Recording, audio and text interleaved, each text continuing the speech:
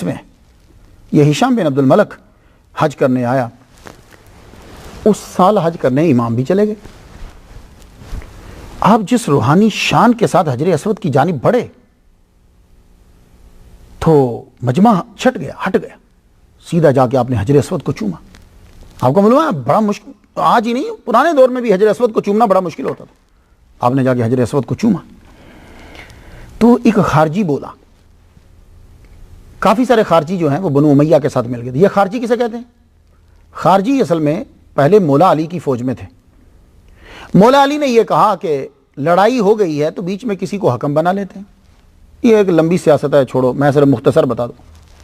تو مولا علی نے جب رضامندی کا اظہار کر دیا تو انہوں نے کہا کہ بھائی نہیں، مولا علی نعوذ باللہ کافر ہو گئے، ان الحکم الا للہ، حکم صرف اللہ کا. یہ ایک آیت کے ٹکڑے کو، سورا قرآن چھوڑ کر اس آیت کے ٹکڑے کو لے کر مولا علی کو کافر بنا دیا. حالانکہ قرآن مجید کے اندر اللہ تعالیٰ فرماتا ہے جب میاں بیوی میں لڑائی ہو جائے تو کوئی ایک حاکم بنا لو. میاں بیوی میں لڑائی ہو تو حکم بنا لو. اور اتنی قوم، اتنی بڑی جماعت میں لڑائی ہو رہی ہے تو حکم بنانے کو کفر کہہ دیا. تو جس دل میں علی کا بغض ہو، غور سے سننا میرا جملہ، جس دل میں علی کی نفرت ہو، علی کا بغض ہو، اس کے دماغ میں عقل نہیں ہوتی. بس کیونکہ عقل آتی ہے علم سے. علم روشن کرتا ہے، چمکاتا ہے، عقل کو بڑھاتا ہے. اور علم جو ہے وہ باب العلم مولا علی شیر خدا ہے. تو علی سے نفرت و بغض جس کے دل میں ہوگا اس کا دماغ عقل سے خالی ہوگا. جاؤ ان لوگوں کو چیک کر لو آپ جن کے دل میں علی کی محبت نہیں ہے، ان کے مائنڈ میں عقل بھی کوئی نہیں، دماغ میں، سر میں عقل کوئی نہیں ہوتی، بس خالی. تو اب یہ کہنے لگے، تو یہ خارجی جو ہیں علی کی دشمنی میں پھر آگے بڑھے، پھر یہ بنو امیہ کے ساتھ مل گئے. خارجی نے کہا کہ علی کا بیٹا ہے، پڑپوتا آ رہا ہے، علی کی نسل سے ہے، آؤ آج اس کو نیچا دکھاؤں. کیونکہ اس کو پتہ چل گیا ہشام سے، کہنے لگا یہ کون ہے؟ اس نے شام نے کہا یہ باقر العلوم، مدینے والے اور مکہ والے ان کو علم میں بڑا جو ہے وہ علم کا منبع سمجھتے ہیں، علم میں ماہر سمجھتے ہیں. کہنے لگا آؤ ایک دم میں نیچا دکھاتے ہیں ہم. بلایا، ہشام بن عبد الملک نے بندہ بھیجا، امام تشریف لے آئے جی کچھ مسائل پوچھنے ہیں. تو امام نے جب دیکھا کہ مسائل پوچھنے ہیں تو پھر اگر کسی نے مسئلہ پوچھنا ہو تو پھر یہ عالم کے لیے لازم ہوتا ہے کہ وہ مسئلہ بتائے.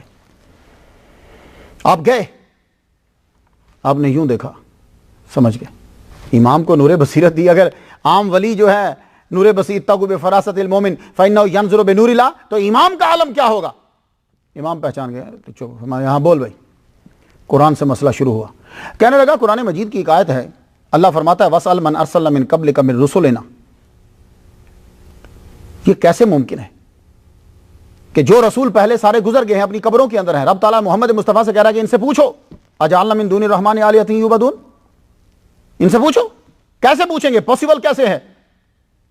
اس نے اپنی طرف سے بڑا مشکل سوال پوچھا. لیکن میرے داتا گنج بخش علی جویری کیا بیٹھے ہیں، قرآن مجید سے نکات نکالنا اور اشارے نکالنا لطیف عبور حاصل تھا.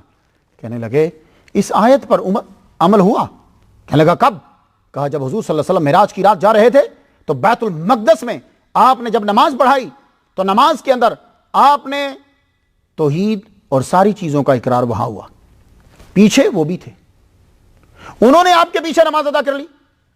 تو نماز جو ہے وہ توحید کا ایک اعلان ہوتا ہے. تو وَاسْأَلْ مَنْ أَرْسَلْنَا مِنْ قَبْلِكَ، جب سارے نبیوں نے محمد مصطفیٰ صلی اللہ علیہ وآلہ وسلم کے پیچھے نماز پڑھ لی تو گویا کہ اعلان کر دیا کہ اللہ کے علاوہ کوئی معبود نہیں ہے. تو جب انہوں نے اعلان کر دیا ہے تو اب دوبارہ کیا لفظوں میں پوچھا جائے؟ کیا سارے نبی وہاں جمع تھے. اس لیے خارجی جو ہیں وہ حضور صلی اللہ علیہ وسلم کی معراج کو تسلیم نہیں کرتے، کہتے ہیں سوتے میں ہوئی ہے. کیونکہ اگر معراج کو تسلیم کر لیں تو پھر حضور صلی اللہ علیہ وآلہ وسلم کا علم غیب ماننا پڑتا ہے، نبیوں کو زندہ ماننا پڑتا ہے، حضور پاک کو سب سے افضل ماننا پڑتا ہے، حضور پاک کو سب سے بڑا سائنسدان ماننا پڑتا ہے. تو کہتے ہیں سارے جھنجھٹوں سے چھوٹو، بولو نبی سوئے ہوئے تھے. تو جس طرح 27ویں کی رات کو مولوی سوتا ہے، اس نے پہلے ہی کہہ دیا کہ حضور بھی سوئے ہوئے تھے. ہم چونکہ اس رات کو جاگتے ہوتے ہیں تو ہم یہی کہتے ہیں کہ حضور جاگتے ہوئے ہی گئے تھے. تو امام نے کیا جواب دیا کہ وَاسْأَلْ مَنْ أَرْسَلْنَا مِنْ قَبْلِكَ. اس سے دوسری بات، اس سے یہ ثابت ہوا کہ اللہ تعالیٰ حضور صلی اللہ علیہ وسلم سے یہ کہہ رہا ہے کہ پوچھو ان رسولوں سے. تو پتہ چلا کہ رسول زندہ ہیں، ورنہ مر گئے ہوتے تو ان سے پوچھو کا مطلب بھی نہیں ہوتا. اگر آپ کے گھر میں چابی گم ہو جائے اور آپ کی امی فوت ہو گئی ہوں تو کیا آپ بھائی سے یہ بولو گے جاؤ جا کے قبرستان امی سے پوچھ کر آؤ چابی کہاں ہے؟ نہیں. تو اللہ کہہ رہا ہے کہ پوچھو ان سے. تو پتہ چلا کہ نبی زندہ ہیں, لیکن پوچھنے کی نوبت اس لیے نہیں آئی کہ انہوں نے اپنے عمل سے ثابت کر دیا کہ وہ توحید کا اقرار کر رہے ہیں. خارجی چپ. خارجی نے دوسرا سوال داغ دیا. یہ خارجیوں کی عادت ہے, جب وہ ایک سوال میں چپ ہو جائیں دوسرا کر دیں گے, شرمندہ ہو کر واپس نہیں جائیں گے, پھر دوسرا سوال کر دیں گے, کیونکہ ان کا مقصد علم کو بڑھانا نہیں ہوتا, اگلے آدمی کو گرانا ہوتا, اس لیے لگے رہتے ہیں. دوسرا سوال کر دیا. اللہ کدھر ہے؟ امام نے فرمایا تم بتا دو کہ وہ کہاں نہیں ہے, میں بتا دوں گا کہ کدھر ہے. تم بتاؤ کہاں نہیں ہے تو میں بتاؤں گا کہ کہاں ہے. خارجی نے پھر اپنا منہ کھولا, پھر بولا وہ کون سا روزہ تھا کہ جس میں کھانا پینا جائز تھا. دیکھ لیں, اب خارجی کا صرف مقصد ہے کہ امام محمد باقر علیہ السلام کو گرا دیا جائے. وہ کون سا روزہ تھا کہ جس میں صرف کھانا پینا جائز تھا اور روزہ تھا؟ روزے کو عربی میں کیا کہتے ہیں؟ صوم. آپ نے فرمایا وہ حضرت بی بی مریم کا تھا. انی نذرت للرحمن صوما. ٹھیک ہے, تو وہ روزہ کیا تھا؟ وہ روزہ ایسا تھا, وہ خاموشی کا روزہ تھا بس, اور خاموشی کے روزے میں کھانا پینا جائز ہوتا ہے. تو میں نے خاموش رہنے کی منت مانی ہے. جب یہ تم سے بچے کے بارے میں پوچھیں تو تم چپ ہو جانا, اشارے سے کہنا میں نے خاموشی کا روزہ رکھا ہوا ہے.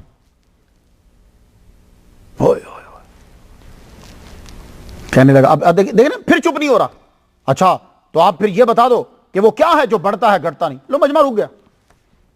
ابھی ہشام بن عبد المالک وقت کا جو اس دور کا بادشاہ تھا وہ وہاں بیٹھا ہو, سارے اس کے چمچے جو ہیں وہ وہاں بیٹھے ہوں, خارجی سارے وہاں بیٹھے ہوئے ہیں, اور جو چاہنے والے تھے وہ بھی آئے ہو. وہ ایک قسم کا مناظرہ ہو رہا ہے, اور امام جواب دے رہے ہیں. کہنے لگا وہ کیا ہے کہ جو بڑھتا ہے تو گھٹتا نہیں ہے. آپ نے فرمایا لگا سمندر کا پانی ہے, جب بڑھتا ہے تو گھٹتا نہیں ہے. پھر عام طور پر یہی جو جواب بالکل پرفیکٹ ہے, میں ڈیڈ سی کی بات نہیں کر رہا, وہ تو قیامت کی نشانیوں میں سے. سمندر کا پانی بڑھتا ہے تو گھٹتا نہیں. ابھی بھی شرمندہ نہیں ہو رہا, چپ نہیں کر رہا. کہتا اچھا پھر بتا دیجئے کہ وہ کیا شے ہے کہ جب وہ گھٹتی ہے تو پھر بڑھتی نہیں ہے. کہا وہ تیری زندگی کے لمحے ہیں, وہ سانسیں ہیں, وہ عمر ہے کہ جب گھٹتی ہے تو پھر بڑھتی نہیں. آپ نے تم کہہ دیا. آخر میں کہنے لگا اچھا, اب مجمع جب بڑھا, اب وہ اپنے ٹیکے کے لیے پھر پوچھتا ہے وہ کون سا جملہ ہے. جملہ تو سچا تھا لیکن رب نے کہا کہ یہ جھوٹا ہے. جملہ سچا تھا لیکن رب نے کہا جھوٹا ہے. تو کیسے ہو سکتا ہے ایک بات سچی بھی ہو اور رب کہے کہ یہ جھوٹی ہے؟ تو کس کے سامنے بات کر رہا ہے خارجی؟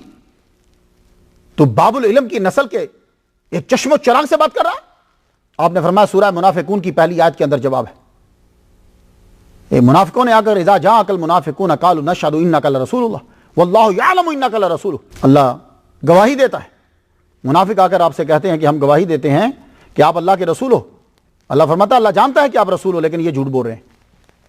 تو بات سچی ہے لیکن بیان کرنے والا جھوٹا ہے, اور وہ حضور پاک کے سامنے بیٹھ کر کہہ رہا ہے کہ آپ رسول ہیں, رب کہہ رہا ہے جھوٹ بول رہا ہے. تو پتہ یہ چلا کہ رسول کے سامنے بیٹھ کر بھی کوئی رسول کی رسالت کا اقرار کرے تو جب تک اس کے دل میں حضور کی محبت نہیں ہے رب تعالیٰ اس رسالت کے اقرار کو تسلیم نہیں کرتا.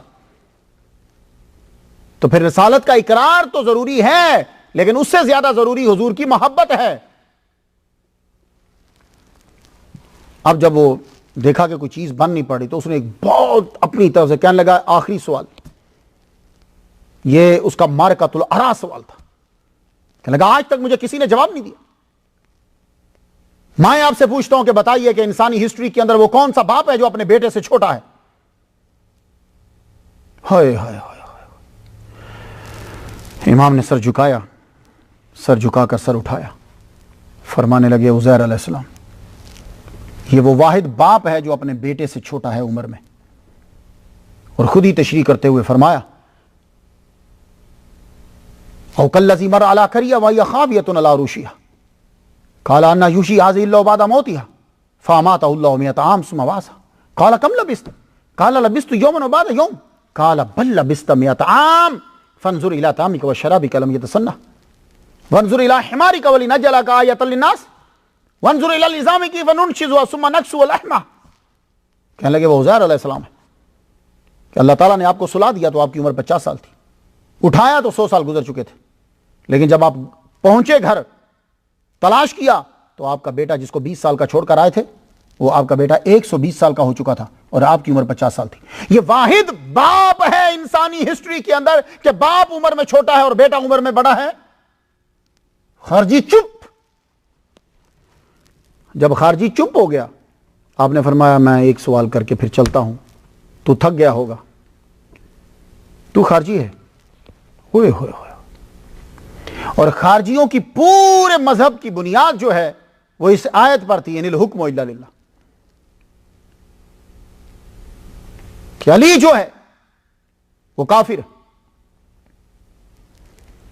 اور خارجی جب مل گئے بنو امیہ کے ساتھ، تو بنو امیہ کے ساتھ مل گئے تو کہنے لگے کہ خلیفہ کے خلاف لڑنا کفر ہے۔ خارجیوں نے کہا کہ یعنی بنو امیہ خلیفہ کے خلاف لڑنا کفر ہے۔ تو آپ نے فرمایا ایک بات بتا دو، جب تم سب مولا علی شیر خدا کے خلاف لڑ رہے تھے، وہ خلیفہ تھے نا، ہر ایک ان کو خلیفہ مانتے ہیں، کوئی پہلا مانے یا چوتھا مانے، خلیفہ تو مانتے ہیں۔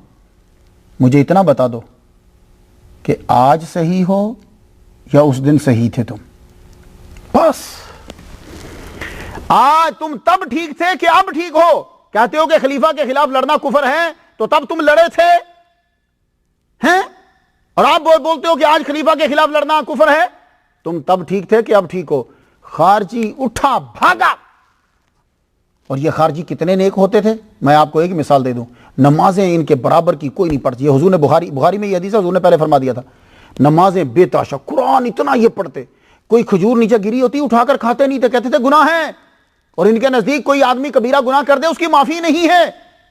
اور دیکھو حضرت علی کو شہید کر دیا، تو اس کے دماغ میں عقل کہاں ہوگی جس کے دل میں حب علی نہ ہو۔ امام الباقر تو علم کے سمندر تھے، آپ عام بات فرماتے وہ لوگوں کی دنیا میں ضرب المثل بن جاتا۔